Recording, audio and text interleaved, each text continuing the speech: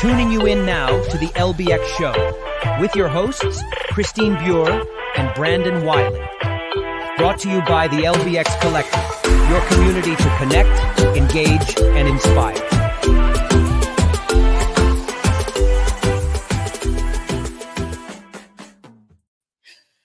Well, oh my gosh, we're back. We're back. That felt a little bit different. That opening was different. Everything feels new and fresh. I know. You're in a corner, and I'm in a different room entirely with a different background and setup. This is great. I love it. I know. You got a little bit of an upgrade going on here. So anyway, welcome all. Welcome to the new LBX show. Today is October 13th, 2024, and this is the first edition of our brand new show. We are so excited to bring this to you. So it's going to be a little bit different than it was in the past. Before, Brandon and I were just kind of noodling on some things that we'd seen in the news and going back and forth on what that looked like. For this show, we just got to bring it up another level and bring in some really awesome people that we've enjoyed working with that we think can provide value to you on a day-to-day basis inside of your FECs or location-based entertainment centers, and just really help you grow your business and be better in this industry. And so let me quickly run through what the agenda is going to look like, and then Brandon will kick us off and we'll get rolling for today. So on the show, we're going to first of all launch with news you should know. So talking about things that are happening out there in the industry, maybe policy changes, maybe opportunities, events, and things like that are going on. Then we're going to roll into a segment where Brandon and I are going to kind of noodle on some things that we're seeing that we think are important for you to know about. So kind of like we did what we did in the Daily Show, talking about a few of those things. Then we're going to talk we're going to bring Kevin Williams on, and he's going to go through a little segment called Open and Shut, which is going to go through all the openings and the closings that are happening within the industry. So fascinating. If you haven't been watching Sound Off, it's been really eye-opening and really help us to see the trends in the industry and what's happening. Then we're also going to continue with Adam Pratt, our arcade hero, with his segment Arcade Corner, talking about all the things that are new in arcade. Then we're going to have pro tips with Chuck DeMonte from the Radius group, or Radius, and he's going to kind of give us some tips on how to market our businesses better and some things that we can be doing to drive sales. And then we are also going to have a segment with Beth Stanley on scaling up our businesses. So what are the process and procedures and things that we need to be doing organizationally inside of our businesses to make them stronger and better? We also will have some other rotating segments that might come through, but those will be surprises for you. And, we don't know what those are going to be yet. And there's going to be multiple other collaborators on the show. But I guess let's just get things rolling. Brandon, what do you got for us today? Yeah, awesome. All right. Well, we're going to start off with our first segment. It's a little bit like the rundown called News You Should Know.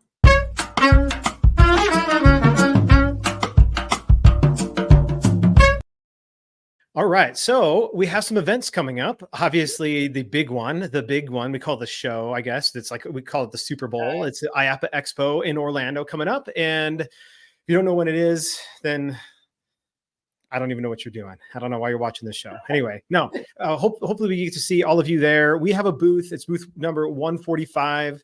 We are not going to probably be in our booth very often, but there will be some swag and stuff hanging out there, little LBX pins, and we're going to have some stuff about a new thing we're going to be launching called the LBX Galaxy. And so we'll be talking a little bit more about that over the next few weeks leading up to that launch.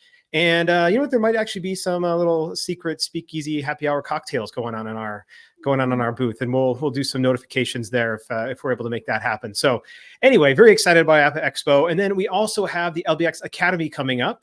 And this is a birthday workshop. It's a 3-day birthday workshop, as well as a bonus group sales component at the end of the 3 days. And that is October 21st to the 23rd here in Phoenix, where I am. Obviously, Christine is in Calgary. And so here in Phoenix, in Chandler at Andretti, we will be digging into what makes a really successful, powerful birthday. And we're excited to have Jeremy Hoyam come and be the speaker there. And so anyway, very excited about that happening. And so, those are the events going on here in the next few weeks and months. I mean, it's crazy that IAAPA Expo is just in a few weeks. It's nuts. I know. It's wild. So anyway, but want to get into also some additional things that we feel like are good to talk about around this time. And it is Halloween season. And if you aren't already doing planning what you're going to be doing for Halloween, and maybe a little bit too late. I would have loved to have covered this in September, but you know what? We're going to get into the Halloween feel and the Halloween season by covering a few things. And first and foremost, I just want to talk about what the guys over at Meow Wolf are doing. They're bringing back again from last year the Cosmic Howl. And each location has a slightly different take on what they're doing, but they actually launched this last year for Halloween. And so all of their attractions from Santa Fe to the one in Vegas, Denver, and then also Grapevine, Texas, they say that the veil on the portals will be at its thinnest. And so they, I don't know what that means, but from October 11th, actually, so a couple of days ago to through November, through part of November, Cosmic Howl at the Real Unreal, for example, will allow guests to explore the exhibition in its most paranormal form. And then in Grapevine, they're actually going to have a bunch of different cool events going on. And so, let's see here if I got those events. Here we go. So in Grapevine, you're going to have all different things. They have pumpkin painting and sips. So definitely an adult focused thing there. They also will have different seasonal treats going on. They have different stories to discover. So lots of different fun stuff. Game nights, they call it Adultiverse, a late night experience. So the reason we talk, why are we talking about this? Okay, great. It's Meow Wolf. These are really cool, creative ideas that you could implement inside of your facilities. And that's, I think, one of the main reasons why we bring these things up. Do you know, can I just interrupt quickly? Oh, absolutely. I love here that I haven't really seen is they're doing things multiple times. I think this is so smart. Like, yeah, every Friday, it looks like they've got the pumpkin and sip. Like, amazing, because I might not be able to hit that one night, that one Friday that you're hosting the event. What a brilliant idea to repeat it all through the month. Yeah, absolutely. And so, just to give you a quick flair for what they're doing, I'm going to go ahead and share their Instagram, which is, notoriously really shitty to share on screen here. So maybe I can just zoom in and play it for you, but just a little promo for what they've got going on.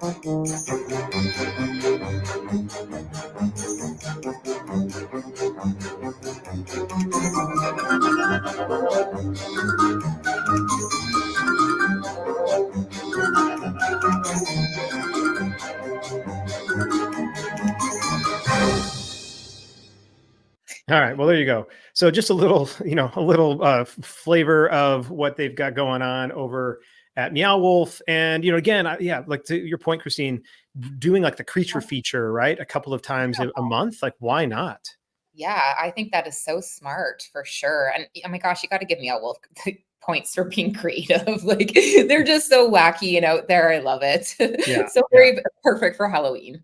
No, that's awesome. And one of my places that I cannot wait to get to at some point is Phantom Peak there in London. Oh, I crush so bad on this whole entire experience, and I've never even experienced it before. But one of my man crushes, Neil Patrick Harris, he's a massive fan of Phantom Peak and goes and visits that quite often. And they do a really unique thing called Hallowed Peak, and so. Let's see if I've got a little thing here. So this is called, at Phantom Peak, they call it Hallowed Peak. And they do different things, right? So they have seasonal treats. They have new stories. They have a haunted hunt as well. And then they have spooks more than scares. But if you're not familiar with Phantom Peak, they actually have live actors. And the whole thing is like a fully immersive story that goes along with your experience there. And every time you go there, it's going to be a different experience. Like, that's what they basically guarantee. And I absolutely just love what they do at Phantom Peak. So here's just a couple of pictures, and then got a quick little video that we'll play. But basically, they tie it around this concept of a lunar festival. And they say it's a pivotal event in the Phantom Peak calendar. And it takes place when the moon is closest to the ridge and the town's mysterious mineral diamant begins to exhibit strange and unpredictable properties. So, it says spirits rise, creatures lurk, and the Church of the Cosmic Platypus hosts its vibrant celebrations. So, it's a little bit wacky, and, you can see it's very experiential and participatory. And again, like from a set standpoint, fully immersive. And just like we had before, I've got a quick little video here that I want to play for all of you guys right now.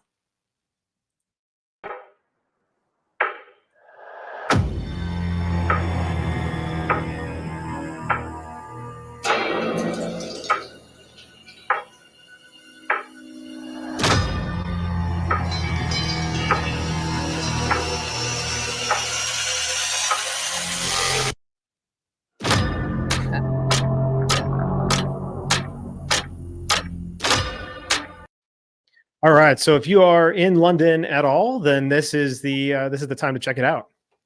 So, actually, you just got me thinking about something, and I'm sure I've mentioned this to you before, but there's a place in New York City called the McKittrick Hotel, and they put on a show called Speak No More. Now, it may be over. I know they were thinking of ending it, but they always keep extending it because it's just such a cult classic. But it's very similar to this, where they have live actors walking through this. It is a very murderous scene. There's lots of blood and gore in it, frankly, in graveyards, but they have interactive live music. They have awesome cocktails, some food things, and really great music and dancing that you kind of incorporate into the whole package. But if you can't get to London, maybe you hit New York for some, Speak No More. Yeah, maybe. Exactly. All right. Well, that wraps it for me. I'm just wanted to cover a couple quick things to give you, some ideas for Halloween, and hopefully it's not too late, right? Just because it's the middle of October. I mean, as we saw, Meow Wolf just kicked their thing off 2 days ago on the 11th. And so it is, it's still plenty of time for you to get some Halloween experiences in place for your center. Yeah. How? All right. Well, listen, I mean, this rolls really nicely into my topic today, which is going to kind of take like a left turn really quickly, but it'll come back. It'll all make sense. But I really wanted to talk about creating a guest experience that people want to engage in, right? And I think Halloween really speaks to this. Like, a lot of people love it. So if you create those experiences in your facility, you'll get that repeat visitation and people coming out for that experience. But it feels like so many facilities are just kind of throwing attractions together now and not really, hoping that people are going to come, even if they're throwing the best together, but not really thinking about what the customer experience is going to be like. And Brennan, jump in at any point in time if you have extra stuff to add in here. We're seeing a ton of openings and closings. And, as I mentioned earlier, Kevin Williams has been doing a great job of actually talking about those and announcing those during sound off. And they've been kind of all over the place. It's been really interesting, but it's got me really wondering about, are people thinking about what they're providing for their guests and what that experience needs to look like? There's so many people coming onto the scene right now. We're seeing Netflix coming in, Hasbro coming in, and these guys have deep pockets to make, they can make more mistakes because they've got some, tons of money and big budgets to be spending. And it feels like everybody's kind of upping their game, right? Like escape rooms, sports simulators, kid exercise programs, they're all taking their products to new levels and incorporating an element of fun and socialization in those, along with some really great food and beverage. And so really what's happening is everybody's competing for that almighty consumer dollar right now, right? And we know things are slowing down in the market. People aren't spending as much money on entertainment anymore as they did coming out of COVID, right? There's always that recession scare, depends on where you live, I suppose. And we need to be creating experiences that are worth coming back to, not, for God's sakes, these Willy Wonka or these Bridgerton experiences that seem to be falling flat and being coming so horrible, and they're not following through on what they're offering to their customers. And as a matter of fact, it's interesting because and I'm not going to name names here, but we ran across a facility owner the other day that just wanted to give his facility away to somebody to come in and operate it because they could not figure out how to do it successfully. They had all the new equipment, they had all the new games, but they just did not create that good customer service or the customer experience. Their traction flow was choppy and messed up, and the food service and the customer play patterns were just all over the place, right? And I mean, looking at that facility, we were like, man, you're going to have to invest a ton of money in here to change out some of the things that you're doing just to create a better experience for people. But I think, as we're building these new centers, we need to really focus on providing guests with a personalized journey through our facilities and maximizing their enjoyment so that we maximize our profits and drive that repeat visitation. And so I'm not sure what your clients or your facilities look like, but how do we do that? And how do we get our creative juices flowing? And so I ran across this new product I want to call it a product, but it's more like an experience that you could do out there. And it's popping up in this form of digital interactive storytelling. Now, it was kind of first put on the map by Netflix. And I don't know if you remember this from a while back, but do you remember that Black Mirror series? Oh, yeah, absolutely. There was one of their shows, it was called Bandersnatch.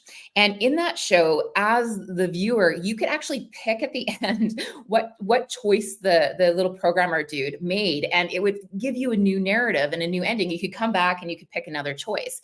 And so kind of this was the start of it, right? And it gave you the ability to customize how you wanted to see things. Netflix also played around with another show called Choose Love, where you got to choose, I believe at the end, who she actually paired up with and what her life kind of ended up looking like, which I thought was interesting. But the next level of this has popped up now. And it's kind of, it's popped up in this interactive show called Lollipop. Now, I'm going to pull my little PowerPoint onto the screen here and share. Oh, sorry, here's some pictures from Choose Love and from the Banderdash show. But I'm going to share this with you because where this started for me was I really got into NFTs a while back, and I purchased this as an NFT. So it was a little lollipop, but it was going to give me access to this new streaming show that's being creative. And this was going to kind of be my ticket into the game. All right. Now, if you love fast cars and racing games and storytelling, this game is for you. So it's going to be a new experience, a cool new series where you can either watch the story, you can interact in a digital manner with this game, or you can actually kind of become part of the race.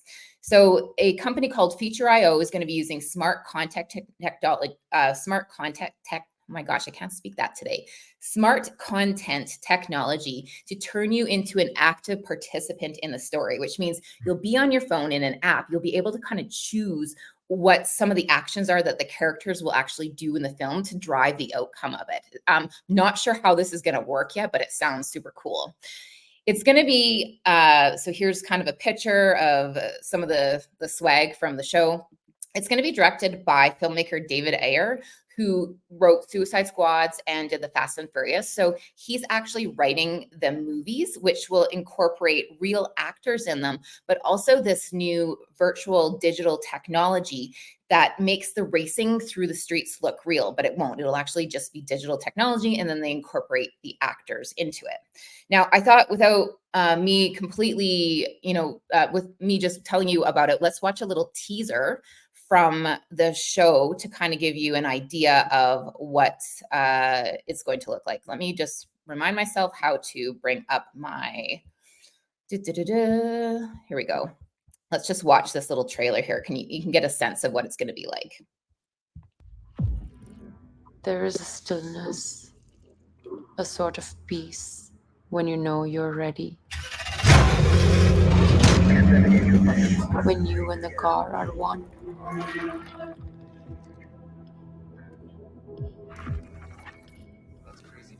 What you feel, it feels. What you see, it sees. Good evening, officers. Carroll Industries welcomes you to our team for the night. But in a race, there are only two guarantees. There will be a moment when you will start, and one when you will stop. But what lies in between, well, that is where everything is possible.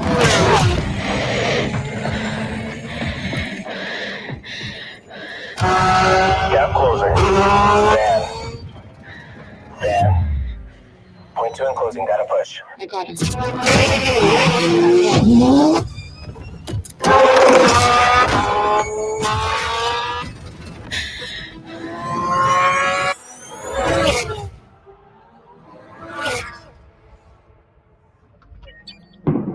This is the piece I want you to watch.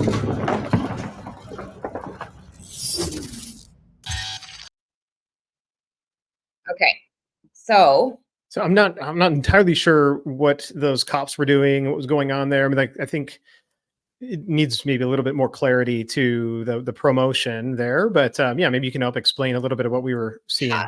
So I really wanted to show you that because I wanted to show you how the racing in there is all digitized. So that's none of that is real, but the actors that are dropped into it are the real characters. But what I really wanted you to see at the end of that was how she was showing that app that she had in her hand. That's what you're going to have the ability to have as a user watching the show, to be able to make choices and directions and pick out what the car might look like, some of the features that the car might have, and be a participant in the race. So what they've said is that you will either be able to participate multiple ways. Either one, by just watching the show in general, because it's just going to be a great show to watch. 2, you can own an NFT, which will help create a locker for you. They're calling it, or a wallet essentially, that'll hold some digital items that will give you the ability to interact with the show and make some decisions about the show. So what she had in her hand on that phone gives you the ability to interact. Or you can also become someone in one of the races. So you get to design the car, you kind of design what the features are going to look like, and potentially continue to go through all this, the 10 episodes, and maybe even win the race at the end and get some prizes from it. And so I thought that this was such an interesting play on getting people to interact with a product. I'm going to share as well here quickly. I'm going to go back to this website again, and I just want to show you my locker because I think it's really interesting. Okay, here we go. And we'll just, here we go. So if I go to my locker here, you can see this is personalized to me. So up here, I've called myself C-Train. I've been able to collect these digital interactive stickers I can toggle through. So I collect rewards by doing activities. So in this case, I was able to collect these different kind of stickers by watching the trailer a couple times. But as this progresses, they're going to offer different ways for you to interact with the TV show, find clues about things that are going on, and then help to either win or progress yourself further along in the race. So I just thought it was kind of a interesting play and way to kind of get people to engage. And it, going back to my original point about all this is fun and this is exciting and it's neat. And I think it'll take entertainment eyes away from our FECs. But I think that we have a lot to learn from this and think about how we can apply customization to our customers and to our facilities as they're coming through the door. So each person has that unique individual experience. What are the customers coming in that are playing need to have? What do the spectators coming in need to have? If you're just grandparents there delivering your kids to play, what does their experience need to look like? And I just thought this was such a unique, forward-thinking idea that I wanted to share with everyone. Yeah. Yeah, no, I think it's awesome, and I can't wait to see how it actually is implemented when they integrate it on through online streaming TV capabilities. But yeah, I mean, I think gamifying the entertainment experience and creating interactivity there, especially from a spectator standpoint in an actual physical location, could be really interesting as well. And finding ways to just augment the experience of the spectator, I think is. One was definitely a key takeaway there. So yeah, it's awesome. Yeah, cool. Yeah. I think we've shied away from apps too in our locations, and I think that's something that could help personalize the experience when people come as well. Yep. Sure. Awesome. All right. Well, that was our first segment, our first edition of News You Should Know. So let's move on to the next segment.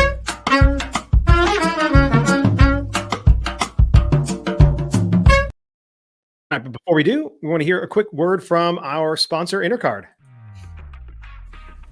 Intercard is the only cashless system designed, developed, and manufactured all under one roof. They introduced cashless technology to the amusement industry and have been leading the way for over 30 years. Cashless systems from Intercard increase customer spending, guest satisfaction, and boost revenues by up to 30%. Intercard is so proud to be serving the amusement industry, and if you aren't already part of their global family of customers, they hope you will become one soon.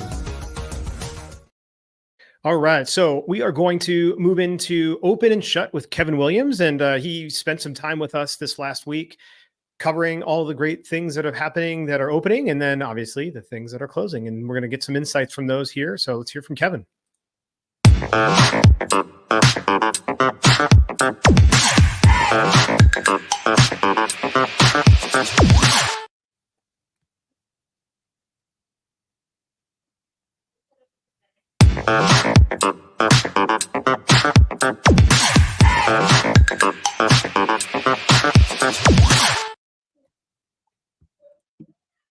Okay, well, thanks, Kevin. That was super insightful. I have no idea what happened there. All right. Well, we'll come back. In the meantime, we'll figure it out. But what we'll do is we'll come back to see if we can figure that out with Kevin. And in the meantime, let's hear from Adam Pratt with Arcade Corner. Why not?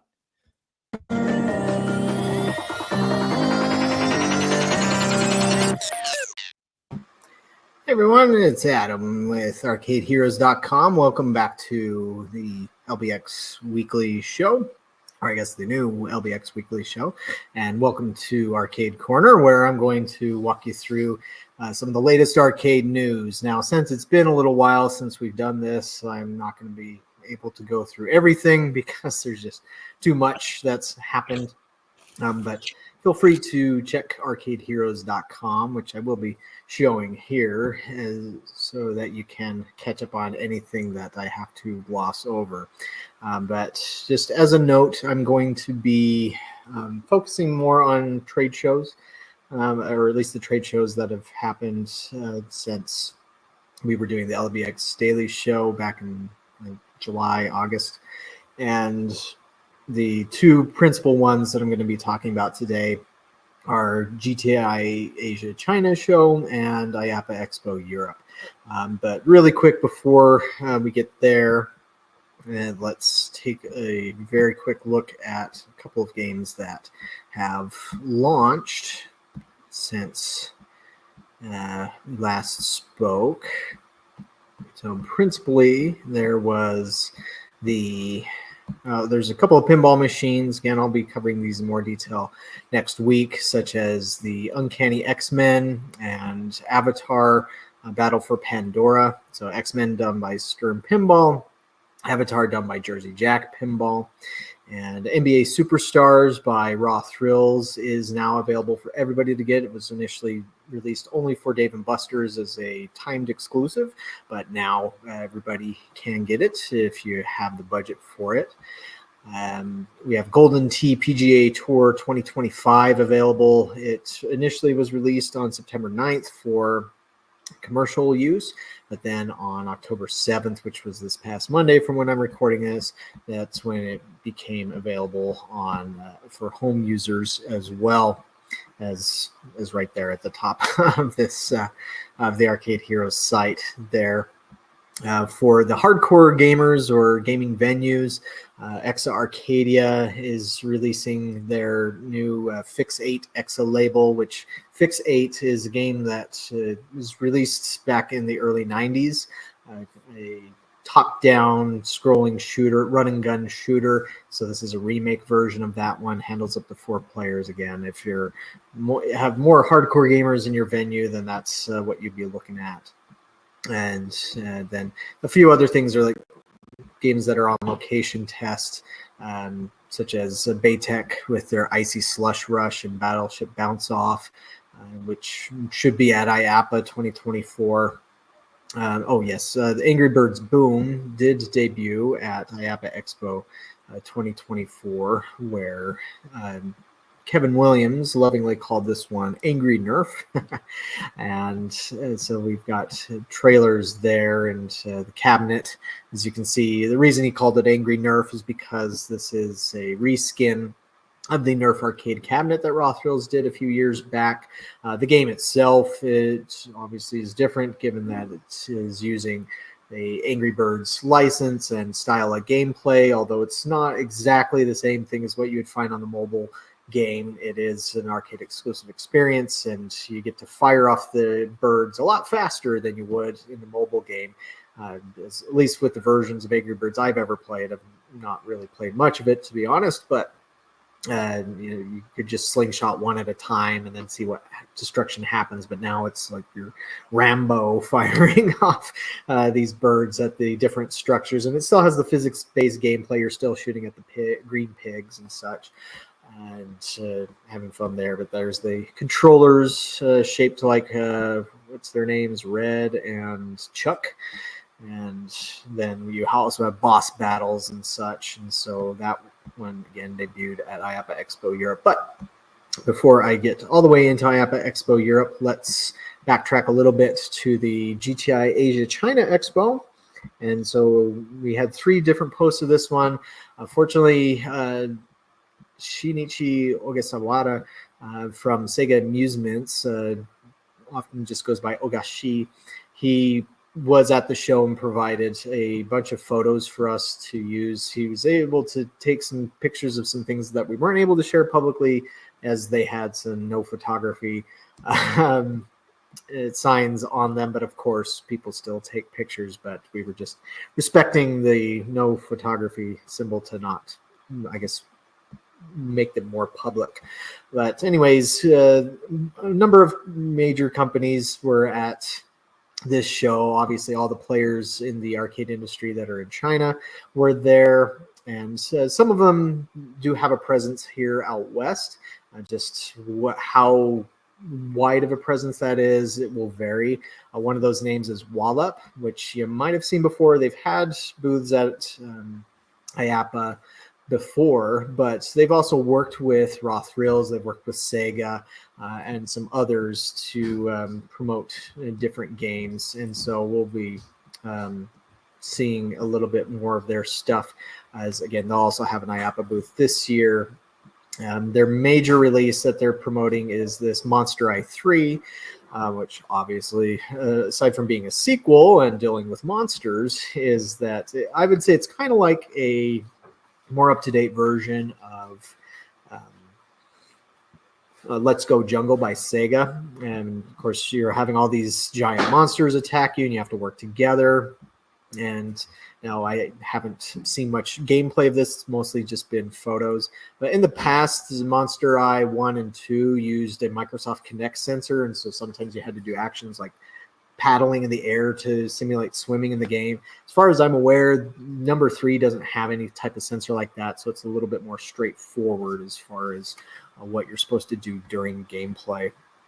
But it also uses Unreal Engine 5, so it should have some pretty solid graphics going on there.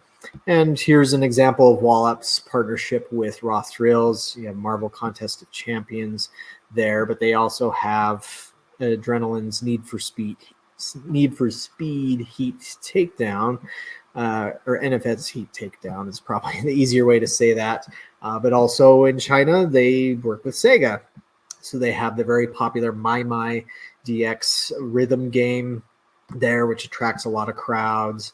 And then they're also working with Bandai Namco on an Ultraman game, and Taiko no Tatsujin, which is another very popular rhythm game. Now, one note about Taiko no Tatsujin is this is finally going to be released here in the United States here in 2025. As far as I'm aware, it should be at IAAPA 2024. The Bandai Namco Amusements booth, but it'll be the first time where this game has official U.S. representation. In the past, the only time you might have come across it is at places that have done gray imports and running the software probably in Japanese.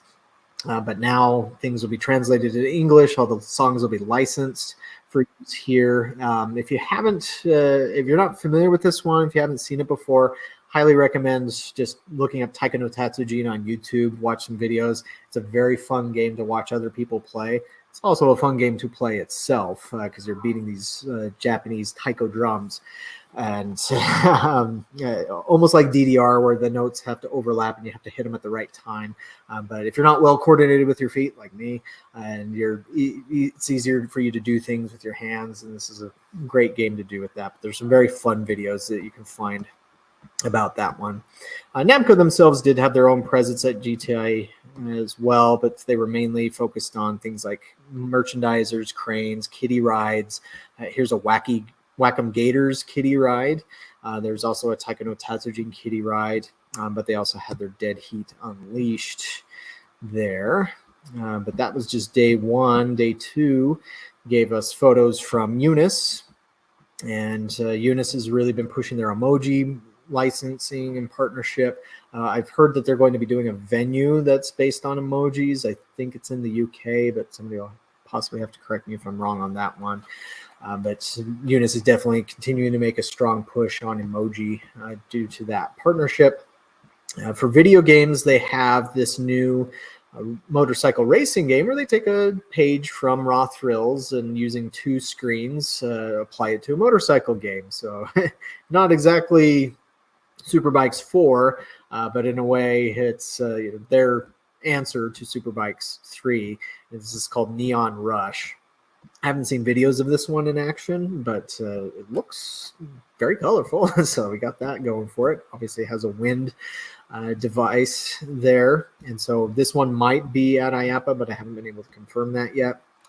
Picture Book Land is Eunice's take on the Minecraft Dungeons arcade concept. It vends cards, kind of an adventure style game, but I'm not sure if Picture Booth Land is something originally created by Eunice or if that's some sort of IP over in China that's popular, as I'd never heard of it prior to that. They also have some other pieces. One Piece United Fight would also be another card battling game, but that's using that popular One Piece anime as a license, and also showing that Roth Reels works with more than just Wallop over in China. Eunice and Roth Reels have often partnered together for things such as Fast and Furious Arcade, but they Eunice did the motion version of Cruise and Blast and motion version of H2 Overdrive in the past, and so yeah, that's where you can find those. And I've seen some of those games that were made for China only find their way over back over here to the States. Like you might, if you see a motion version of Cruise and Blast, then that came from Eunice and from China, as opposed from the US, which is kind of amusing. And then day 3, I mean, Wallop puts a lot of money into their booths for GTI. There's another show called the AAA Expo, which has nothing to do with insurance, but it's another, I think it's Asian Amusement Attractions Expo. But if you watch these videos, then you can see, they put a lot of stuff into it. But there's some other developers that also will throw a bit of money at it in on their home turf, so to speak. Ace Amusement is a name that you might have heard. Maybe you own some of their games because they've had quite a few games get localized for Western audiences. And so I've seen Coastal Amusements carry their games, as well as Amusement Source International and a couple of others. And so they also had a presence at IAAPA Expo Europe, which we'll talk about in a moment. But this is their newest shooting game called Skull of Shadow, which, as you can tell, it's a pirate game. So it's essentially a nod to Dead Storm Pirates. But the thing is that Bandai Namco does have a sequel to Dead Storm Pirates on its way. It should be at IAAPA, called Goldstorm Pirates. And so it'll be interesting to see at that show where you're going to have this Skull of Shadow over at the Amusement Source International booth, and then over at Bandai Namco's booth you'll have Goldstorm Pirates. And so you'll have 2 pirate games at least, maybe even more, who knows. But Skull of Shadow has 3 different models, and so I've seen there's this environmental cabinet, and then there's 2 different upright versions. And so we also have there on the left-hand side of that photo another sequel to a game that some locations out there should have. It's called Wild West Shootout 2. And so if you picked up Wild West Shootout, which came out from Coastal Amusements back in 2019, there's a sequel. Now, whether or not Coastal Amusements is actually going to be carrying this sequel, I don't know, but one of the things I really enjoyed about that first game was the pistol, the 6-shooter pistol, filled a lot like the old pop cap guns that I remember having as a kid. Obviously didn't use an actual pop cap, but it still would do the snap and turn the chamber around, which was a cool effect. Also from Ace Amusements, there's Air Combat, which looks a lot like Afterburner Climax from Sega, but I would assume this is an original design from Ace, and uses their swivel seat type motion hardware, which they also used in a game called Airstrike that was released earlier this year by LAI Games. So it'll be interesting to see if LAI picks this up or if somebody else does. And then they also have their own dual-screen motorcycle racing game called Biker's Madness, but didn't see that one in motion. This crane by a company called Playmore, it was actually at IAAPA Expo Europe at the Sega booth. I didn't see I didn't share photos of it there on my site, but I'd seen Sega sharing photos on their LinkedIn about that. Not really sure what makes this one different. I guess Win Up to High Five. went up to 5 prizes. Okay, that's what it is. It's right there in front of my face. But there was also a variety of other games which may or may not make their way over here. I mean, sometimes you can have a game where it shows up in China as one thing, and then somebody else out west will license it and then retheme it with a totally different name, different art, and such, but keep the core gimmick of the game intact.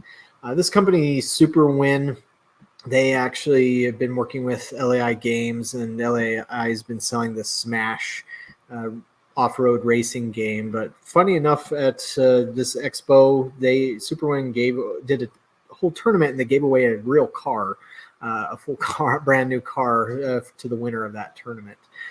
So that's another way to spend some big money on a trade show. But other than that, I don't think there was anything else that was super major, and it's always hard to say if any of the games that are seen in these photos would be showing up out west. I mean, maybe not. Who knows?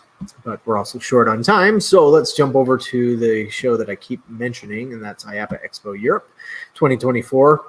Which took place over in Amsterdam, and I did not have a chance to go visit there, but Kevin Williams was there, and he was able to share some photos. Speaking of Ace Amusement, they had this fast racing game and another motorcycle game, although I think this is Parkour Motor 2. Fast racing, I think this was at the UDC booth, but I could be wrong about that one. There's also Rush and Catch, a kids racing game. So at IAAPA 2024 at the Coastal Amusements booth, they had an Ace Amusement developed title called Surf. Now I'm forgetting what it is, but it was a surfing game for kids. Had a little surfboard on it, and so this looks like it's kind of the same sort of concept, racing game for kids. Instead, it's a little bit like Final Furlong by Namco, where you're riding on a little horse, or in this case a zebra, motion zebra base. But this is where you also can see one of the other English versions of Skull of Shadow with mounted guns. And there's also the other version where it has the free guns that you can use to shoot at the screen. Bandai Namco Amusement Europe had the debut of Angry Birds Boom, as mentioned.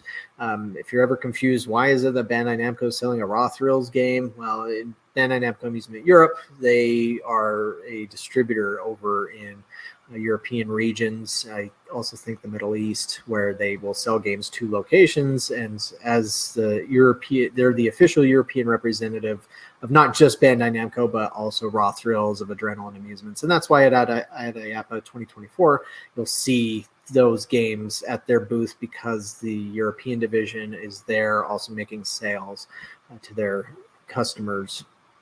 But this is also where you would see NBA Superstars by Raw Thrills, Mega Shot by Jet Games, and Godzilla Kaiju Wars VR, King Kong, oh no, that's T-Rex Safari, Minecraft Dungeons. Let's see, A-Lot was there. Didn't notice anything new. Electrocoin, a very long-standing distributor over in the UK, who also is the representative of Dance Dance Revolution. Although by my understanding, this version of DDR is several versions behind where they're at in Japan. But that's pretty normal. That they don't keep things. Konami doesn't keep things up to date. Here's the Western version of Monster Eye 3. And this is at the LMAC 2 booth, which is an Italian distributor. And more distributor stuff there. Magic Play is one that I hadn't heard of since before the pandemic. I want to say last time I heard of them was 2017, where they had IAAPA booth, but I haven't really seen them since. LAI was there with Airstrike. Primetime Amusements had the latest version of Sub Soccer Arcade, and so now it had this panel on the side with the numerical LED counters, but you had to push a button to mark your goal.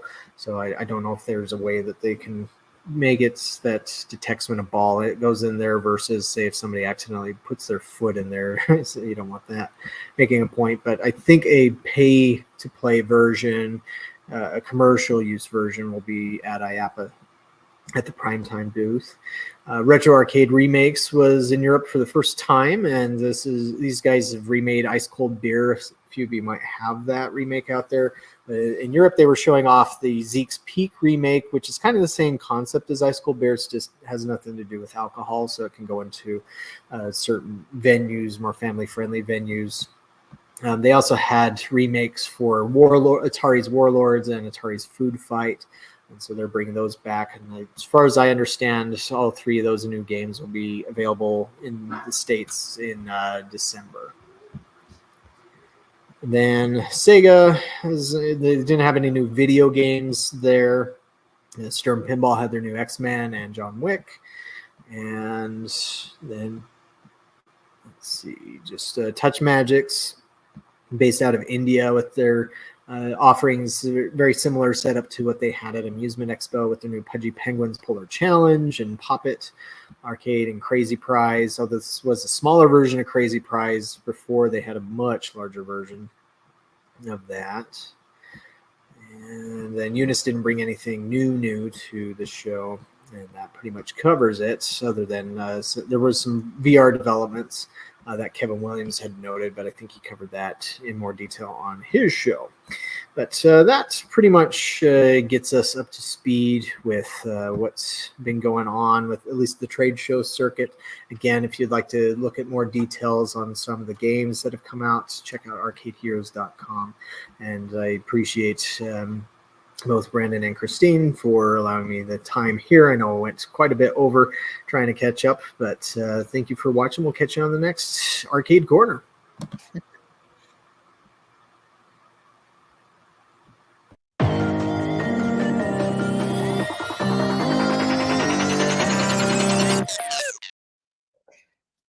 All right. Well, the crazy amount of information there. I know. I hope everybody's got some really good runners for the show in Florida this November. There's a lot of new arcade stuff to see. Hey? Yeah, it's nuts. It's nuts. All right. Well, what do we have next? Christine? Yeah, so we're going to roll into the scaling up segment with Beth Stanley. Now, if you don't know, Beth has been certified as a scaling up coach, which is really a process and procedure. It's a system on how to have your business run better and how to really think about scaling and growing your numbers and growing your customer base. So let's bring her onto the show. She's going to introduce herself and talk a little bit about how she got into this and leave us with a little tidbit and some advice today.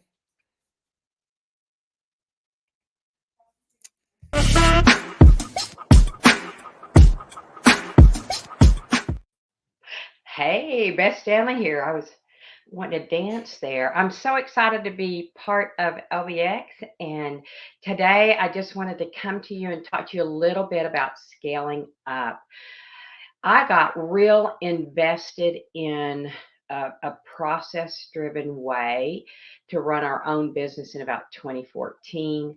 Followed, many of you probably know that EOS model. Was fortunate enough to, have that seizure that said, "Wow, everybody can benefit from this," and it really helped me as an entrepreneur and a CEO and the leader of an organization to not move from here to there to here to there, and to begin to strategically plan, what does our life look like 6 years from now, 3 years from now, 1 year from now, and then what can I do in the next 90 days to make that stuff so. And I said and I really mean the team, because what I know is to scale up, it's not something you can do by yourself. And hopefully, I'm coming to you and you feel like you've got a great team behind you. And if you don't, I do think you have to start there. And we oftentimes have to do that with teams.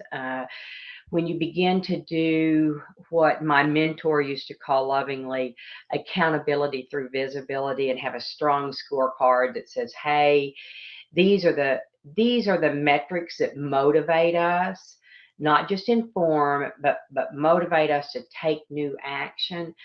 That kind of visibility shines a light on who's getting the job done and who's not. So fast forward, we've come through all kinds of stuff. In my own company, I felt like we were really getting a ton of traction, just like many of you. Many of you had the biggest years you'd ever had in 2019, and then we all got slammed in the face by 2020. For our company, I felt like it was practically a start over process. It was tough. Lost my husband. So I had to figure out how to scale up my life, right? Because the world looked completely different, not just for my business, but for my own personal world. And all of us, listen, that's life. And in our process to move to the next level, be better than we were yesterday, stuff can get in the way. That's probably not very eloquently said, but I think you probably know what I mean. Well, during the recovery process, personally, emotionally, vocationally, all of it, during that process, I bumped into Vern Harnish of Scaling Up, and was so motivated by the way his processes work. I invested and got Scaling Up certified. I can tell you that was not an inexpensive process, but I began to apply what I was learning with Scaling Up and to the business, and the level of focus that is required to run a strong business. Gosh, to have a strong family, to have a good life is palpable. And those processes in the Scaling Up format really helped me. We're still looking at where do we want to be in even 10 years from now? What's our big, hairy, audacious goal? What do we want to do in the next 6 years? That's where we get much tighter and say, okay, by 3 years, here's our map, and we want to be there, because we got to be there in order to get to where we want to be in 6 years. And then what am I going to do this year? I think it's such an important time to begin to talk about this process. We're halfway through October, not sure when this will air, but we're halfway through this month and 3/4 of the way through the year. So it is time to be face forward and to begin to strategically plan to scale up. Some of you may want to scale and sell. Some of you may be looking to build a legacy for your employees or for your family. And some of you may be looking to scale. You may be early in the process and you want to be creating this behemoth of a brand. Whatever it is, I support you. I know you can do it. It takes perseverance, tenacity. You know, in my book, People Buy From People, I talk about people having a hit mindset. It always comes back to me that that was a real meaningful part of the book. So I'll leave you with this today. If you want to really scale up, you got to do that with a really, really hit mindset. You got to hit it and get it, if you will. So you have to do things habitually, intentionally, and you got to have a lot of tenacity and keep on keeping on. Hey guys, that's a wrap. We'll see you next time.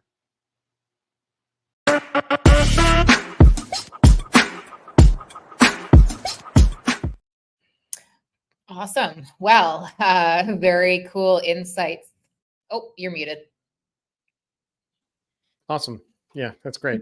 You know, because why not? You know, on our first show, why not have everything, right? Let's do it. Let's do it all. Yeah. Anyway, I was just saying that I was super excited for that segment as that really evolved. So it was just a good introduction into Beth, if you don't already know her, and the concept of scaling up. Yeah. And then I think, just to be clear, what you can expect from her in these segments going forward is a little bit of a tidbit on things that you can implement in your business to help you with that process. Oops. Yep. Right. Awesome. Awesome. Okay.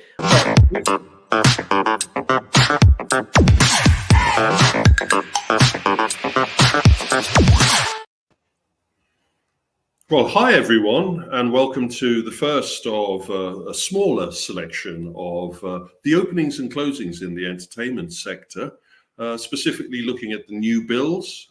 And we're going to cover these pretty quickly because we've got a lot to get through. And then we will keep to the main format of tech and trends for the daily end of the week event. But anyway, let's jump straight into it.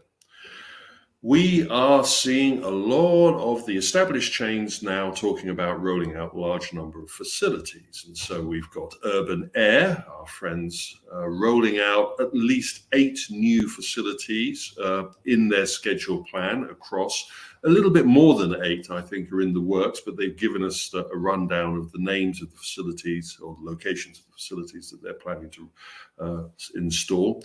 Pretty impressive. Of course, Urban Air has modernized its environment now to be more than just a trampoline environment, but it tells us a lot about how the chains are now using their position in the market and their established install base to roll out a considerable organization.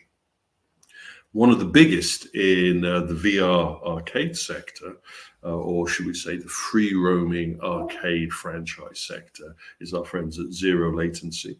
And they have reached the magical 100 facilities and now have announced another 8 facilities that they're going to be adding to the mix of their sites. Quite an international mix, as you would expect. And it is interesting to see that they are dropping in not only new locations under new franchise owners, but they're also rolling out new content, as we've seen with the Warhammer 40K Space Marines release, which I still haven't had a chance to go on, but, watch this space. Sandbox, closely following behind, celebrated the rollout of their 51st and 52nd facilities, and they've really upped the ante. They've also now pivoted into a new kind of rollout, which is adding their location-based entertainment standalone as an attraction to an existing facility. And we see the first one of these being opened with Gravity. Now, Gravity Max, Wandsworth, was the first of the Gravity mixed-use leisure entertainment, social entertainment offerings. And the company is quite rightfully proud to add Sandbox to their lineup. They also have another VR experience supplied from our friends at Hologate, as well as having a XR or mixed reality experience from Immersive Gamebox. So we're beginning to see a pattern now of the deployment of these as standalone attractions or as location-based entertainment facilities. Carrying on down the path, and the bowling industry is also looking at adding a VR component as a standalone attraction. And our friends at Park Playground VR have signed a couple of agreements to start increasing their rollout. The first, we'll see Bold Stones add one of their arenas to their facility in Belgium. We will also see our friends at Part 1 VR, who have already established themselves as a VR entertainment facility, but now have dropped in a arena from Park Playground. And then finally, an interesting move, the Holiday Camp facility. So harking back to what we were talking about with Butlins during my last presentation, here we're seeing Center Parcs actually dropping in a VR entertainment arena again from Park Playgrounds into their facility in France, but with plans to start rolling this off, if successful, across their whole facilities. I treat these as upgrades or adding of attractions, but it is an entertainment within an entertainment, and it is new investment. VR still causing a lot of stir. Location-based entertainment facilities still popping up across the international market. Richmond has just seen the opening of a brand new facility, and this facility is interesting that it is utilizing the what we I like to call the frictionless motion systems, but it is the omnidirectional treadmill platforms for VR engagement. A whole facility set up with this particular type of platform. And then close to where I'm doing this recording, our friends at EVA announced the opening of their 41st facility, which will be in Madrid. And again, offering their unique esports VR as well as conventional VR game experience platform in a installation that is going into the city. Looking at the other aspects of amusement, and Arcade Planet has decided also in Spain to move from their previous venue because they've outgrown it and move into a brand new, bigger location. It's really nice to see this mix of conventional video amusement with a little bit of retro and a little bit of modern retro candy cab lineup. I'm going to try and make some time and get down to this facility, but it's nice to see the constant expansion plan, meaning that they outgrow one site and jump into the next.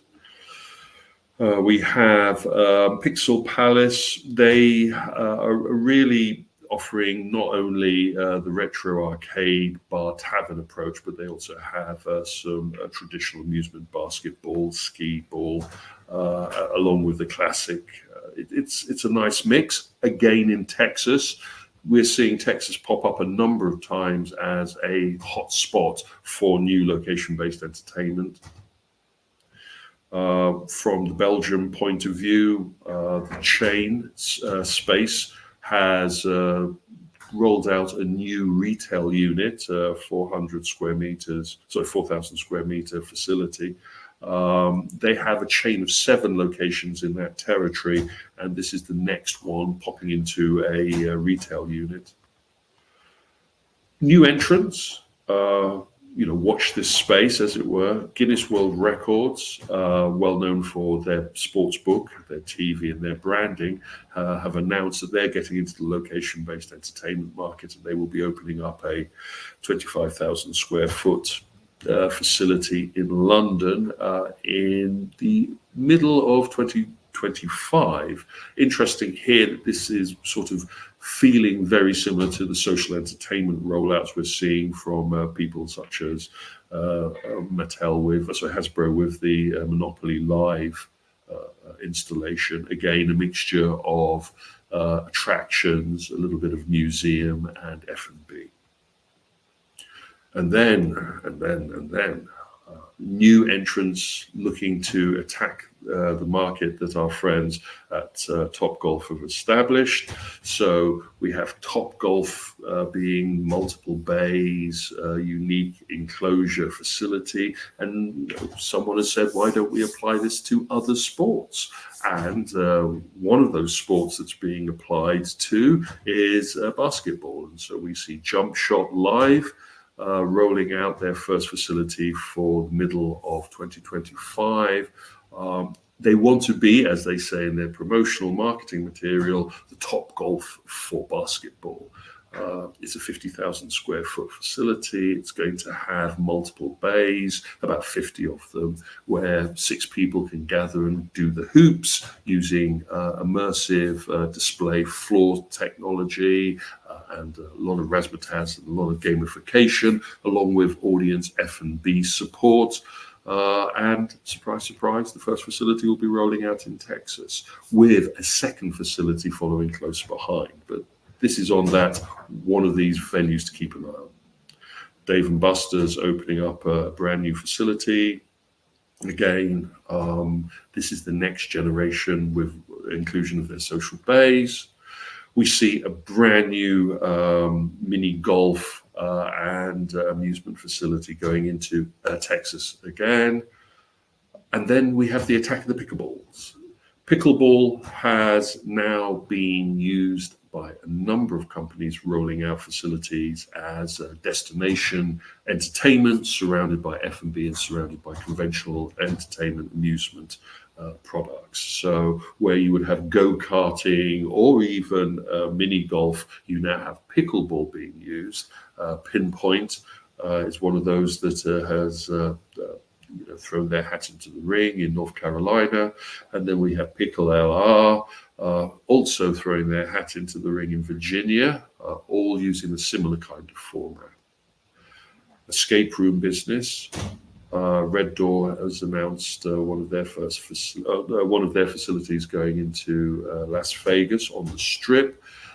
I'm going to talk a little bit more about the escape room business and how that is exploding, along with LBE, VR entertainment, and social entertainment, and all the other, so we say, bricks and mortar entertainment facility business that seems to be growing. But it's interesting to see that Vegas will be getting its latest escape room deployment. Axe throwing, great name, Jack Axe Entertainment. They have nailed down their brand to be much more food, fun, and axes. Again, Merrill Beach is getting this facility, and it'll be interesting to see how this variant on the popular format fares in the market. Then Good Times. They are offering more of an action park environment, not really heavy on the amusement, but fundamentally offering Minnesotans a entertainment mix for a younger audience. Swingers, the mini golf chain from England, is now really active in its rollout, and it's announced it's signed the lease on its first Boston facility, again middle 2025 opening. Very salubrious location that they've gone for, and this will be one to keep an eye on as they establish their US operation. This will mark their fourth rollout in that sector. Putt Shack also rolling out a number of new venues, and just announced that they will have their second venue in Atlanta. District Bar and Play, a unique mix, 20 games, and they are looking at rolling out about 20. So they have about 100 games in their facility with F&B and entertainment, and they're looking at rolling out about 20 locations in the next 5 years, again establishing a foothold in the market. As a brand, Winner's Circle, that brings the bowling side, the arcade side. They're going for duck pin bowling here. They have mini golf. Colorado, they feel, is a perfect target market for them. The sports simulation section, we've seen the active entertainment and sports sim, and our friends here with Sandtrap are rolling out a facility in Kentucky. Remember this, we're going to be coming back to this particular facility and its implications. Twister, interesting one, Eastern European operations, 7 chains out there, and they're rolling out their first Zagreb location. So we are seeing an international bite. We've talked about India, we've talked about Canada, talked about Brazil and Egypt, North America and the UK. All of these venues are popping at the moment. Bit of a trend. We're not stuck in Texas all the time. Arizona is now seeing a trend for what we are calling the new wave crane machines. A couple of installations have appeared on the radar. Claw Party is one of the first that pops up on the radar, closely followed by Crazy Claw. I think you'll be seeing this as a bit of a trend that we're going through, where what I was talking about from the Japanese and the Asian point of view of the new wave crane facilities starting to mushroom into the market. I think we're now going to see that happening in North America, seen as a kind of a simple franchise installation into an existing retail unit without needing too much themality. I think this could be a short-lived or a long-lived. I'm not going to stick my head on the chopping block because we still see sticker machine venues in the market, but it's one to keep an eye on as one of those operations that is rolling out. And then our friends at GeiGo, they announced that they opened up yet again another large facility. They also had a stock announcement about how their business is doing. And, they've got a multi-thousand installation facilities now in the market, which is constantly growing. Again, as I keep on saying to people, gender is one to keep an eye on. Openings, jump to the closings. And I talked about the Kentucky sand pit golf simulator facility. And as they were opening, we were getting news of one of the facilities in that locality closing down, Par 6 Social. Now, Par 6 had gone for the pure social entertainment kind of approach, food, heavy bar, with golf simulators. And it seems that while they were popular, it was difficult for them to get the business model to work the way they wanted it to. And so they've closed down this particular location. And it was interesting, the owners of Sandpit were sort of saying how they feel that they will survive in the market is that they're focusing more on the golf and the simulation and the experience with cocktails rather than going for the food approach where they were saying it was difficult to eat a decent meal while playing the simulation systems. We also have seen Englewood's Fun Centre shuttering after 17 years of operation. Again, we haven't nailed down the reasoning behind the facility's closure, but it's usually a mix of longevity of operation, operators retiring, or the changing in the rental status of the real estate. But again, haven't got the lowdown here, but 17 years of business tells you a lot that they had established themselves in the market. Breakpoint also, the former bowling facility. This is a good story, as in we're seeing the reopening of the venue now under a new brand and under a new pivot, a new focus. So moving away from the sports bowling approach and going more for the casual boutique bowling with amusement and a little bit of F&B added to that. Again, it is good to see the re-emerging of facilities rather than just the closings of facilities. Anyway, a lot to talk about there. I've rushed through there. We're going to go into a little bit more detail about some of the aspects of this, but I think for this first one, that's a wrap.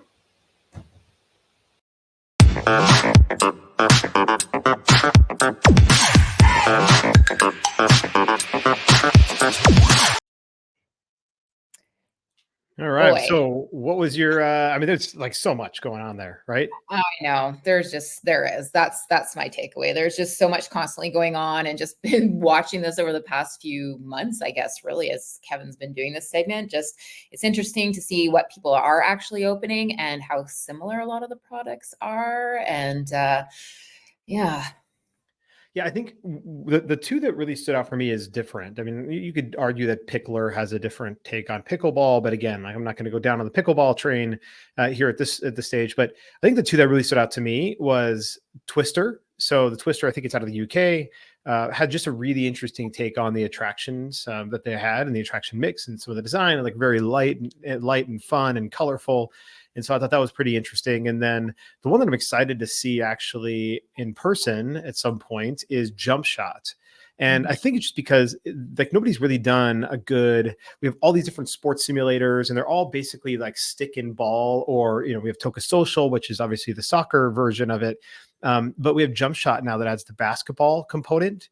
And what wasn't really covered in Kevin's quick thing is actually what they've done with the basketball. And I was trying to find during his video an actual video of what it does, but there isn't anything, at least that I could find online yet. But basically, the hoop moves back and forth, so forward and back in the bay, but then also rotates so that you can take a shot at all different angles. So like you're playing quote unquote horse or pig or whatever the game that they have.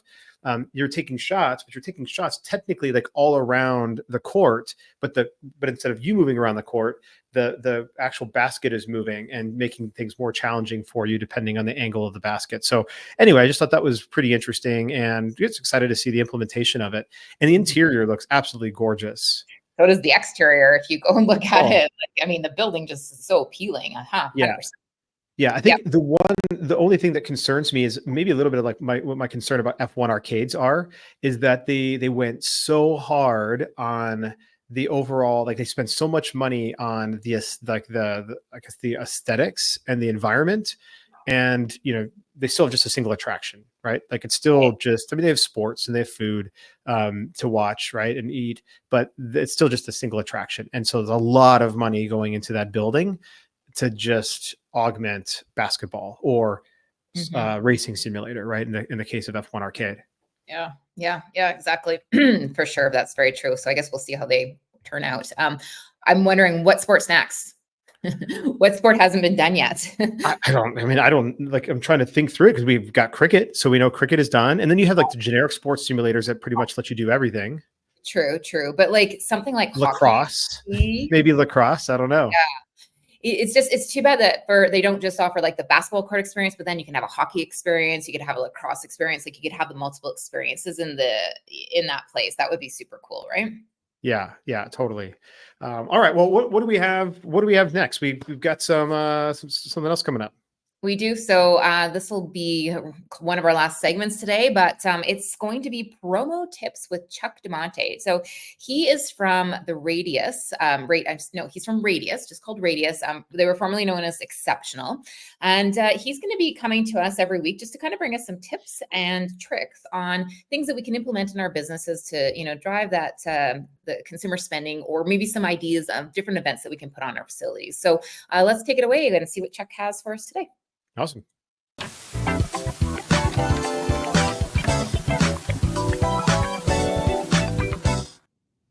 Hello and welcome to Promo Pro Tips with Chuck DeMonte. That's me, coming to you live in my beautiful hotel room in Southlake, Texas.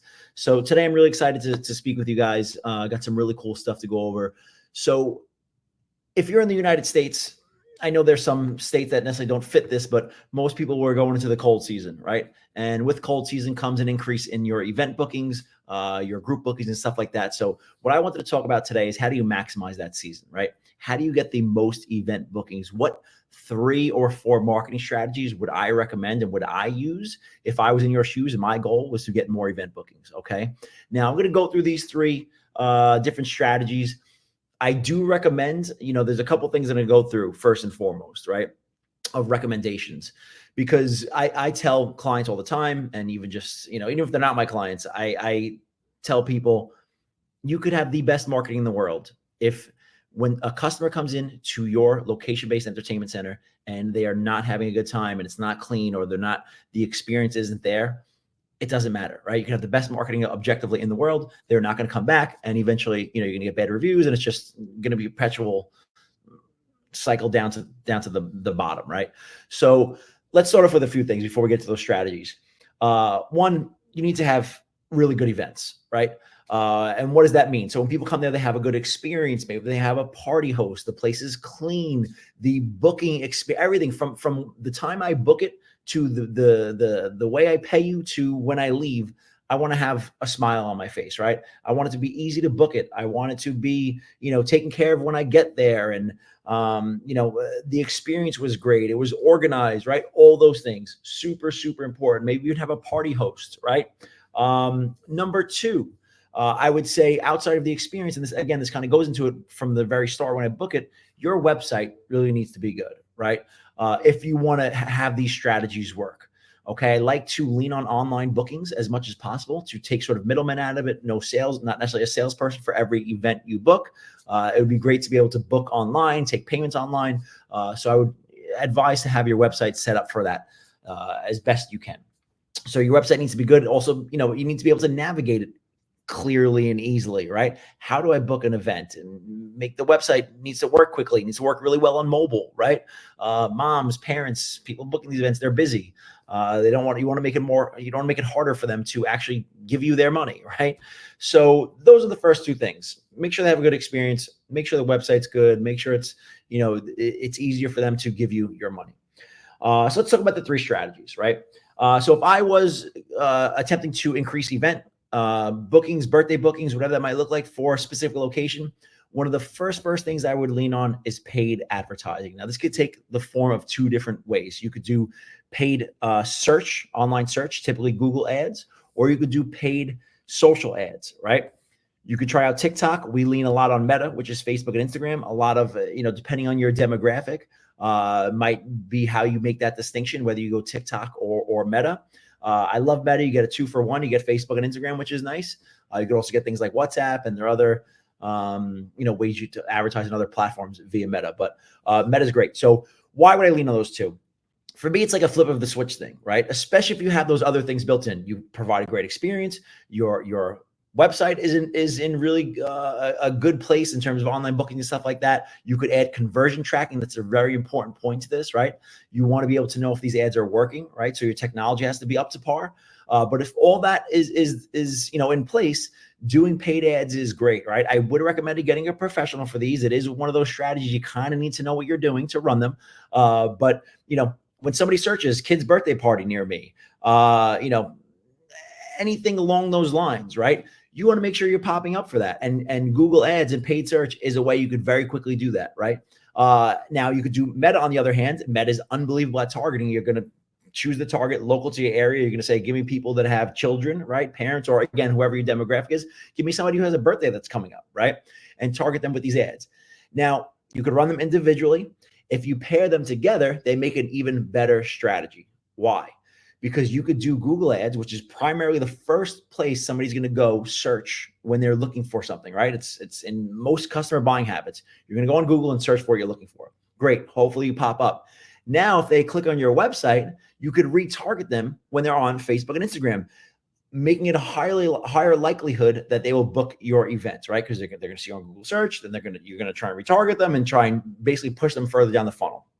Okay, so that's strategy number one, paid ads. That's what I would use. Okay, strategy number two, search engine optimization. Okay, now some people, owners, and of many businesses, not just location-based entertainment centers, they stray away sometimes from SEO. Right? You do kind of need to be an established business for this because it is somewhat expensive to do typically, right? And it takes time. Okay, so if you're a business that needs you're starting up and you need every dollar you spend in marketing to make you 10, it's not the best strategy for you because again, it's not a flip of a switch like paid ads, right? It doesn't happen tomorrow. SEO takes time to build. Okay.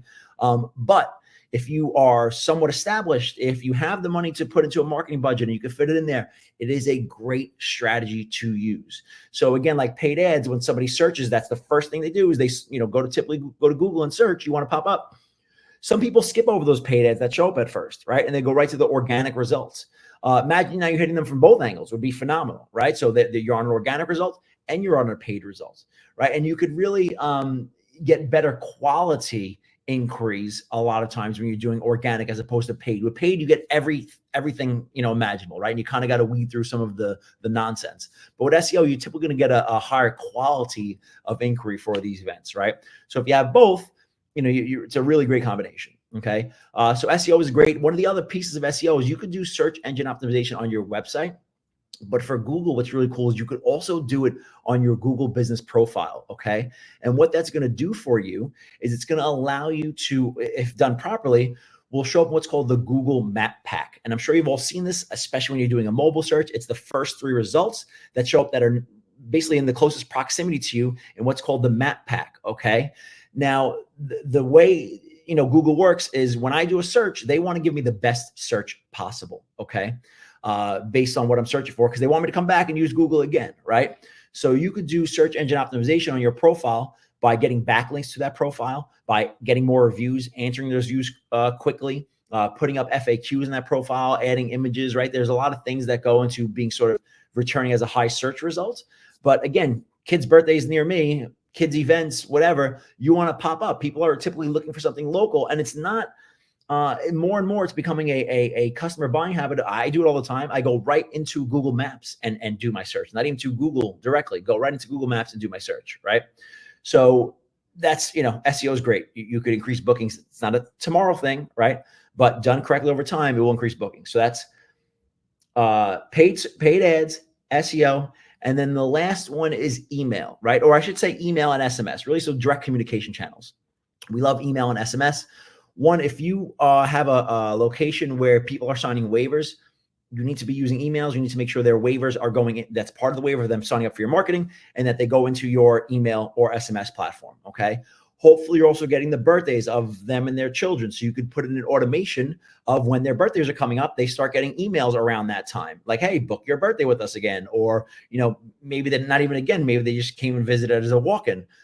So book your birthday with us, right? So you want to make sure you have that email automation. Email and SMS would be phenomenal, right? Great way to turn just walk-in visitors into people that book an event with you. And also people that have booked an event with you, hopefully get repeat customers, okay? So email and SMS, great direct channels.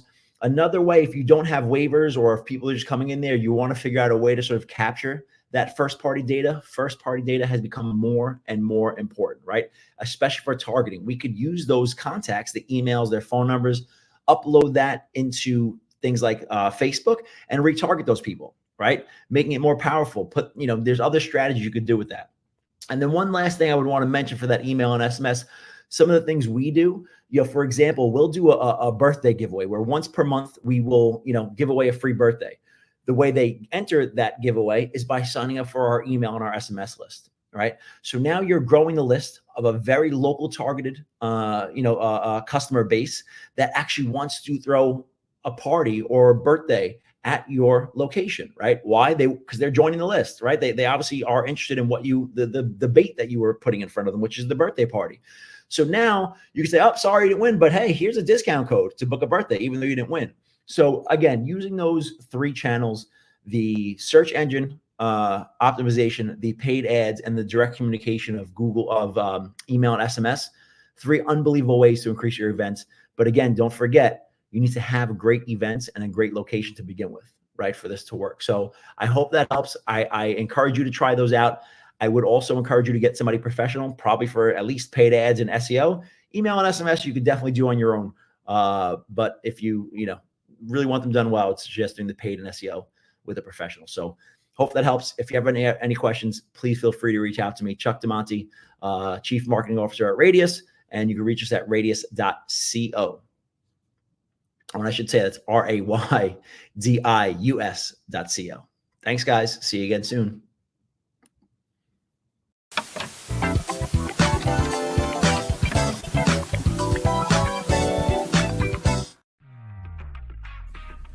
Intercard is the only cashless system designed, developed, and manufactured all under one roof.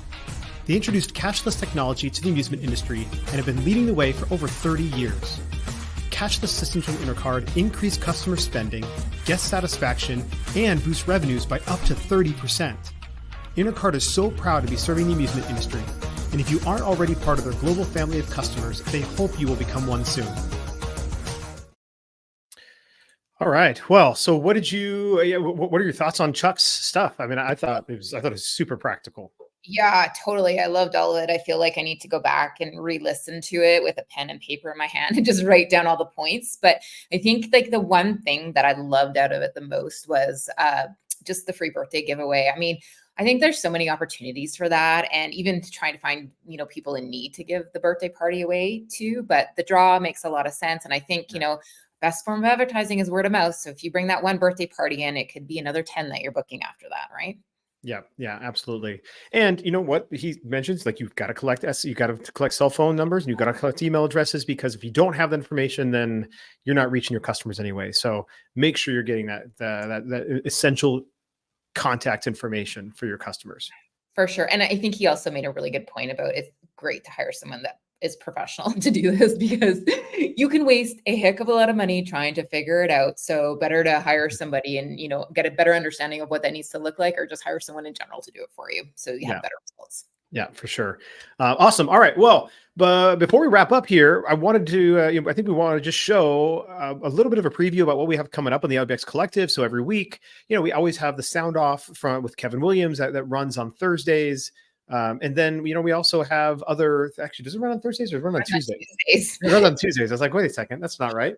You just could have let that go, though. You were just like, oh, yeah, it's fine. It's I fine. was going to follow up after you. Okay. All right. Well, it runs on Tuesdays.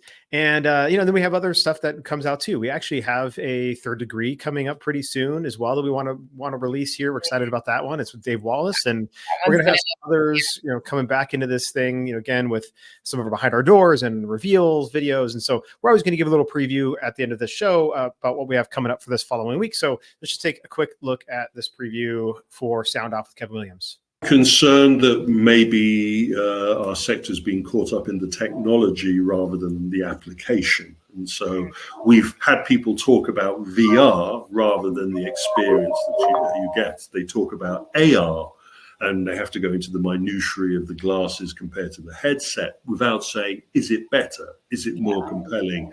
Is the holographic experience of an augmented reality facility as compelling as a physical themed experience that Meow Wolf would present? And to be, I would have to argue. Awesome. Well, all right, there we go. So anyway, excited about that, coming out this Tuesday. Yeah, it's going to be a gooder, as they always are. Yeah. All right. All right. Well, that wraps up our first LBX show. And we targeted, we said we wanted this thing to be between 70 and 90 minutes. And look at that. We're right at 90 minutes and 14 seconds. So even though some of those segments went a little bit long, we're excited about trimming things up and learning things, and everything's, this is our first show where we got to shake off the cobwebs. We haven't done the daily show in like 45 days. For sure. Oh my gosh. Has it been that long? Yeah. Yeah. It was like middle of August. And most importantly, too, because we're trying to build community here, like, what are the things that you guys want to hear about? What do you want to learn about? What are things that we could hunt down and research and pull on the show that would be valuable for you guys? We'd love to hear from you. So please drop that in the comments so we know what direction to be heading in. Yep. Awesome. All right, everybody. Well, this is CBBW signing off. Stay tuned and keep kicking ass. Bye, guys.